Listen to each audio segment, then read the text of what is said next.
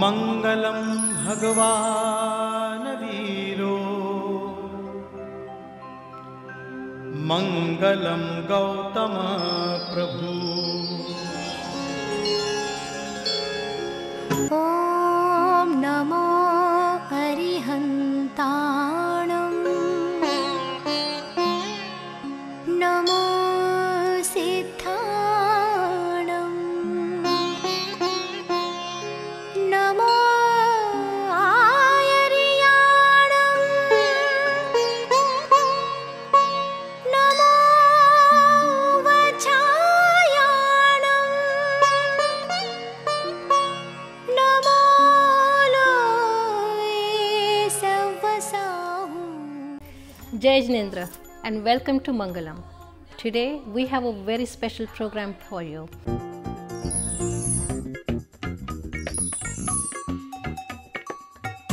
Welcome to Mangalam. Today we have a very special program where we are going to introduce you to a world-renowned Jain Acharya, Acharya Shri Chandana Shri Ji. If she is world-renowned, then what is there to introduce her? The whole world knows about her, right?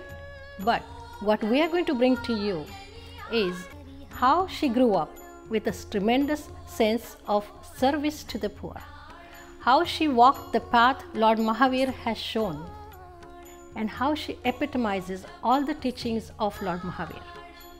With tremendous respect and reverence for Acharya Chandana Shri Ji, we present to you her life journey.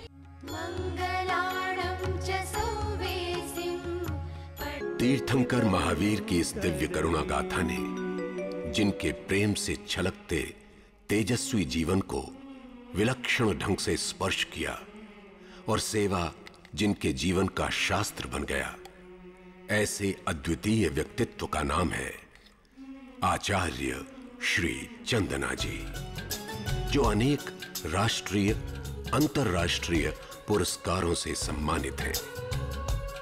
प्रत्येक कर्म धर्म बन सकता है, इस शाश्वत सत्य को प्रतिष्ठित करके उन्होंने करुणा का सक्रिय मार्ग प्रखरता से प्रशस्त किया। प्राचीन मान्यताओं को तर्कपूर्ण नई व्याख्याएं दी। प्रगतिशील विचार एवं गतिशील जीवन का पर्याय है आचार्य श्री जी। हजारों लोगों के प्रेरणा स्रोत आचार्य श्री चंदना जी आज अपने यशस्वी जीवन के 75वें वर्ष में प्रवेश कर रहे हैं। इस स्वर्णिम अवसर पर प्रस्तुत है उनके जीवन की सत्य घटनाओं पर आधारित ये अलौकिक प्रेम पूर्ण जीवन गाथा नेवर बिफोर।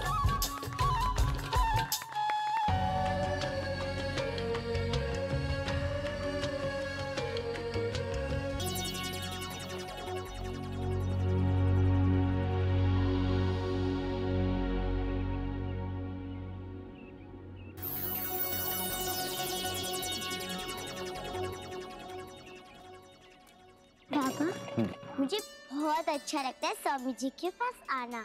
हाँ शकुंतला, सबको स्वामी जी के दर्शन करना अच्छा लगता है। बड़े ज्ञानी हैं स्वामी जी, साक्षात भगवान स्वरूप हैं।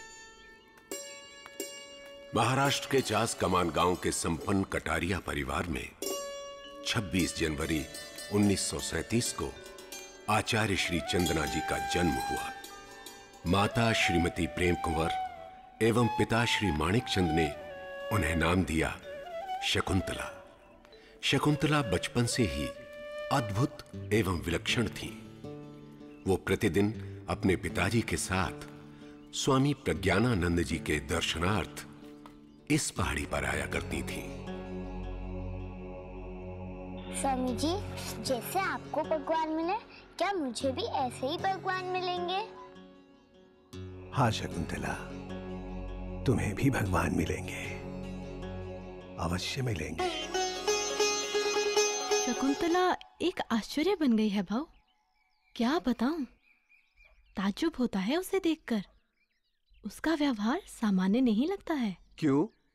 ऐसा वो क्या करती है? एक बात हो तो बताओ। बीमार देखती है तो सेवा में लग जाती है। भले ही बीमार पशु ही क्यों ना हो, अपनी चीजें दूसरों को दे देती है, अकेले खा भी नहीं सकती। हमेशा दूसरों के लिए कुछ न कुछ करने का इसका स्वभाव बन गया है। इतना ही नहीं, और भी सभी कुछ विलक्षण लगता है।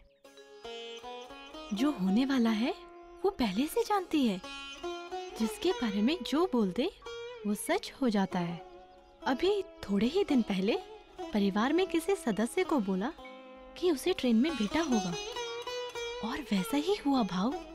मैं तो पहले से ही कहता आया हूँ कि तेरी बेटी साधारण नहीं है।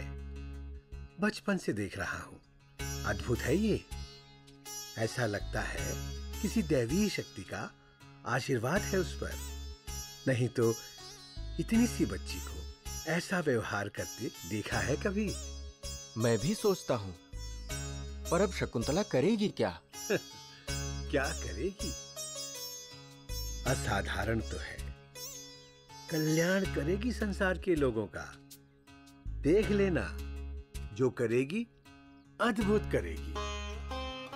उसे पूजा पाठ, मंदिर जाना, लोगों की सेवा करना सब बहुत ही अच्छा लगता है। हाँ सच है, प्रतिदिन मेरे साथ स्वामी जी के दर्शन के लिए भी जाती है। नाना जी।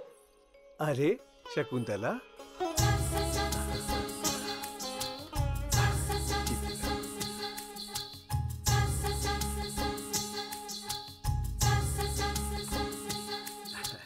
बताओ, हम अपनी शकुंतला के लिए क्या लाए हैं? पुस्तक?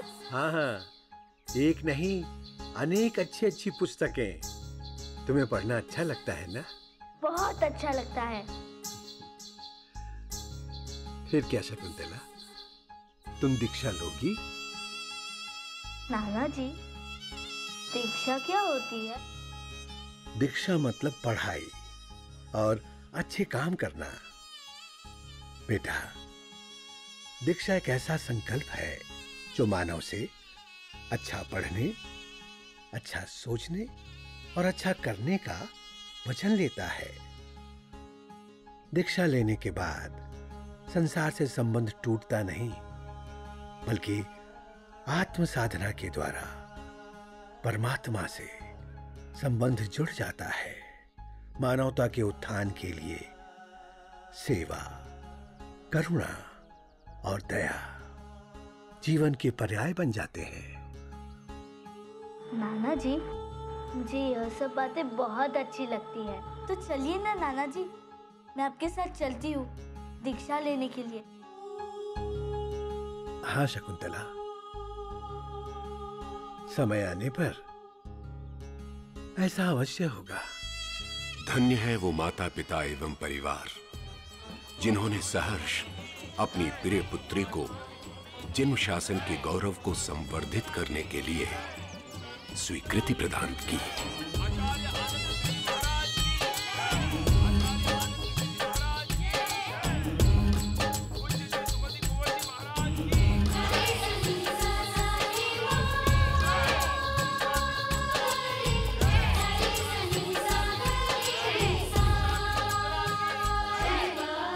देने को तेरी पुण्य विदाई, आज हम सब आए।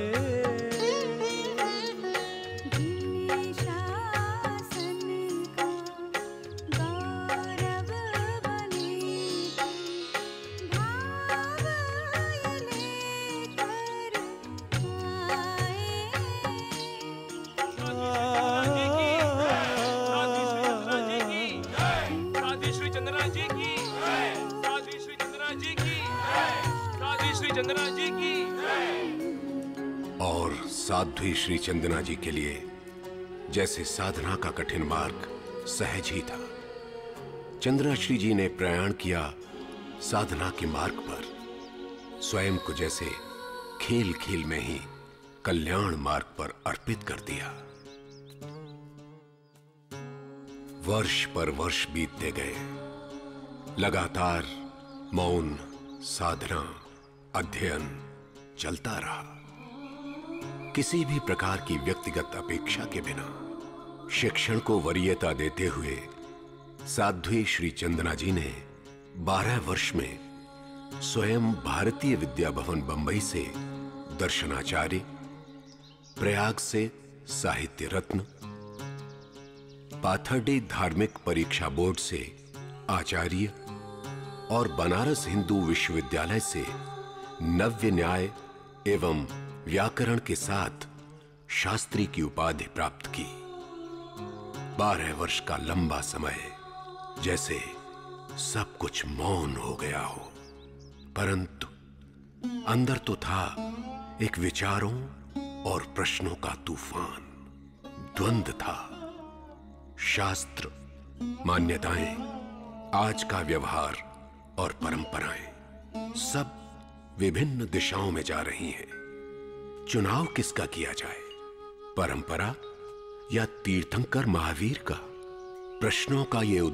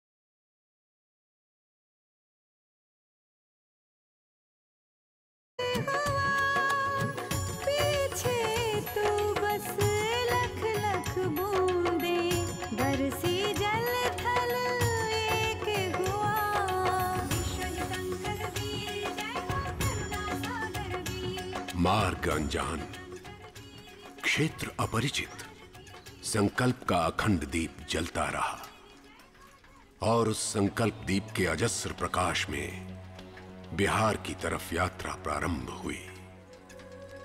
महावीर की भूमि में महावीर की करुणा को पुनः प्रतिष्ठित करने के लिए विरोध अविरोध भूलकर असुरक्षा के शूल पर पग उठ गए एक नई दिशा की ओर, एक नए क्षितिज की ओर।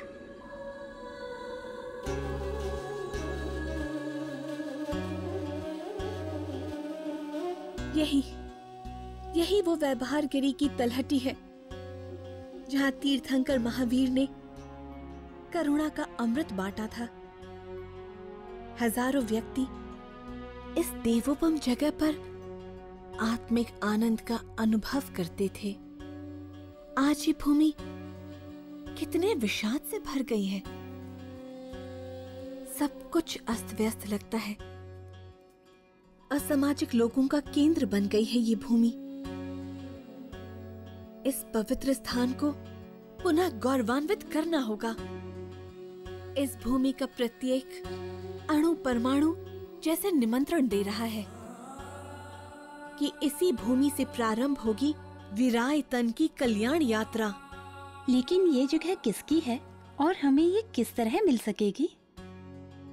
हजारों रास्ते उनके सामने होते हैं जो चलने का निर्णय कर लेते हैं। प्रभु कृपा से हमारे लिए भी सब साधन मिल जाएंगे। आपका विश्वास और आपका संकल्प कभी अर्थहीन सिद्ध नहीं हुआ। आपने जो ठान लिया वो होकर ही रहता है।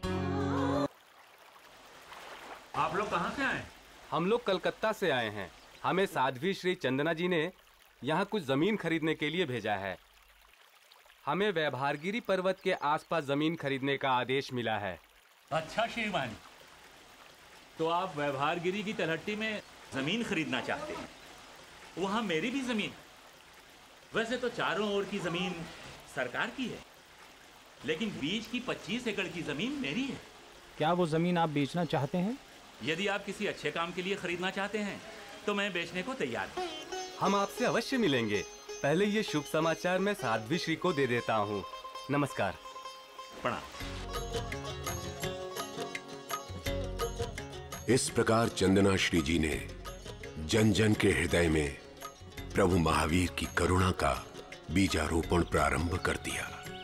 अनगिनत लोगों के जीवन को स्पर्श किया। उनके प्रेम से सराबोर लोगों ने जाना कि जीवन के प्रश्नों का समाधान हिंसा में नहीं है, प्रेम, करुणा और मैत्री में है। अहर्निश सेवा यज्ञ चलता गया। रात दिन दोपहर शाम सब भुला दिया गया। बस एक ही आस कि महावीर को महावीर की भूमि में पुनर्जीवित करना है।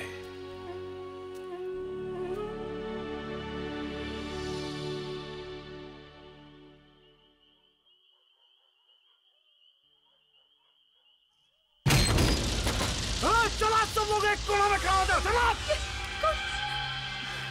क्या चाहिए? चुप चुप। आवाज करबू तब मार देव तो का। समझ लो। अब क्या चाहिए आपको? का चाहिए हमका? ये टूटल फुटल बर्तन और फटल चिट्टल चटाई। बोल बोल, माल कहाँ छुपा के रख ले हो? चलो बताओ, सोना चांदी और पैसा कहाँ रख ले हो? हमारे पास सोना चांदी और पैसे कहाँ हैं? कहाँ है चाबी? बोल चाबी कहाँ है?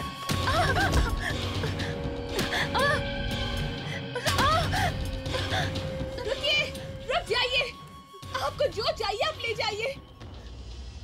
सब सामान सामने पड़ा है, लेकिन किसी भी साध्वी जी के साथ आप मारपीट नहीं कर सकते हैं और ऐसा अनुचित व्यवहार आप नहीं करेंगे। बहुत हिम्मत है इसमें। चल के सामान भरो। चल। पंडित जी, श्रावण भंडारी जी कहाँ हो? कुछ छूटेगा ना चाहिए। सब उठाओ, सब उठाओ। चलो भागा, सामान भरो जल्दी। उठाओ। कहाँ चल जल्दी जल्दी निकल। यहाँ पर डाकू आ गए हैं, जल्दी आओ। जल्दी कर जल्दी। अरे जल्दी कर रहे। चल उठाओ सामान उठाओ।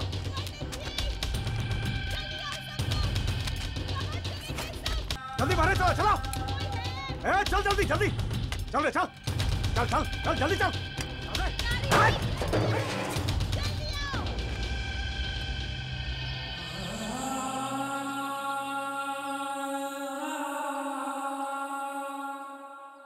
बहुत बुरा हुआ भाई, डकैती हुआ और वो भी साध्वी लोगन के साथ। डकैती हुआ है और आप कहती हैं कि रपट भी नहीं लिखाएंगे। माताजी, हम पूरी छानबीन करेंगे, आपका सामान भी वापस दिलाएंगे और एक एक अपराधी को दंडित भी करेंगे। दरोगा जी, किस बात की रपट लिखवाएं हम? दंड में हमारा विश्वास नहीं है। हम महावीर के अनुयायी हैं। उन्होंने अपराधियों को क्षमा करना ही जाना है। मैं यही कहूंगी, हमने भी उन्हें क्षमा कर दिया। अतः उन अपराधियों के साथ किसी प्रकार का कोई कठोर व्यवहार ना हो और वे भी कभी भविष्य में कोई ऐसा अनुचित अपराध ना करें। माताजी, अपराधियों को इस तरफ बचाना क्या उचित है? दरोगा जी, दंड देने से अपराधी अपराध से मुक्त नहीं होता। मुझे किसी से नफरत नहीं है, ना किसी के प्रति बदले की भावना है। मेरी सभी साध्वियां सुरक्षित हैं, मेरे लिए यही पर्याप्त है। और फिर क्या ले गए वो लोग? ना तो विचार चोरी किए और न सेवा भाव पर डकैती डाली। हमें अपना कार्य करना है और हम दृढ़ता के साथ करते ही रहेंगे। कोई मेरे इरादों पर डकैती नहीं डाल सकता। आप सबकी सहानुभूति के लिए बहुत बहुत धन्यवाद। महावीर की भूमि पर यह सेवा कार्य इसी तरह चलता रहेगा। आग आग से कभी बुझी है, कोई मेरा निर्णय नहीं बदल सकता। नहीं नहीं, जल की धारा आग बुझाती, क्षमा प्रेम भी है जलधारा। समो शरण की ये पावन धरती शिकार का केंद्र बन गई है। पशु सुरक्षा का संगीत यहाँ की घाटियों में गूंजता था कभी, लेकिन आज पशुओं की करुण चीत्कार से सारा जंगल त्रस्त है। इसे देखकर व्यथित हैं चंदना श्री जी। आप यहाँ शिकार नहीं कर सकेंगे। अच्छा, शिकार नहीं कर सकेंगे? पशुओं का शिकार तो बाद में करेंगे, पहले आप लोगों से निपटेंगे, क्योंकि आप हमारा रास्ता रोक रहे हैं। आपकी ये बंदूक हमें भयभीत नहीं कर सकती। यदि हम आपकी बंदूक से डर गए होते तो रात के इस अंधकार में यहाँ तक नहीं पहुँचे होते। आप अपनी बंदूक अंदर रख लीजिए। इस सुनसान रात में ये छोटा छोटा साध्वियों के साथ डर नहीं लगता? क्या चाहती हैं आप? ये तीर्थंकर महावीर की पावन भूमि है। इसी भूमि से उन्होंने पूरी दुनिया के लिए अहिंसा का उपदेश दिया था, पशुओं की रक्षा की थी, और आज उसी पवित्र भूमि पर ये शिकार? हम नहीं करने देंगे आपको ये शिकार यहाँ। किंतु हम वर्षों से यहाँ शिकार करने आते रहे हैं। लेकिन अब नहीं आ सकेंगे। हमें पार किए बिना आप आगे नहीं जा सकते हैं।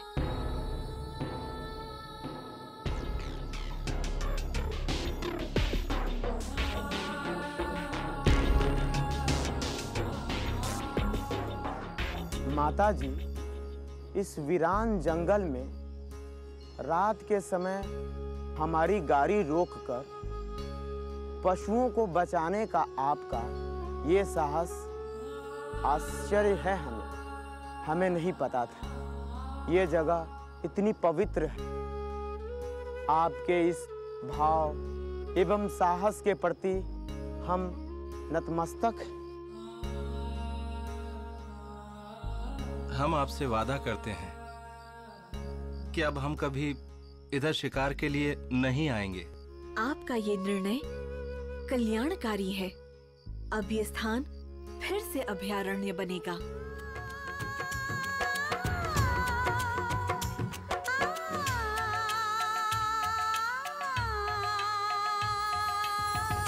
जय जय विश्व हितंकर वीर, जय जय करुणा सागर वीर, जय जय लोक हितंकर वीर। I hope you enjoyed today's program. We'll be bringing the second part of the same program next week. So don't forget to tune in. We would like to know your opinion about our program. So please write to us at mangalamshow@gmail.com. Do visit us at mangalamshow.com. Until next time, we take your leave now. Jai Jinendra.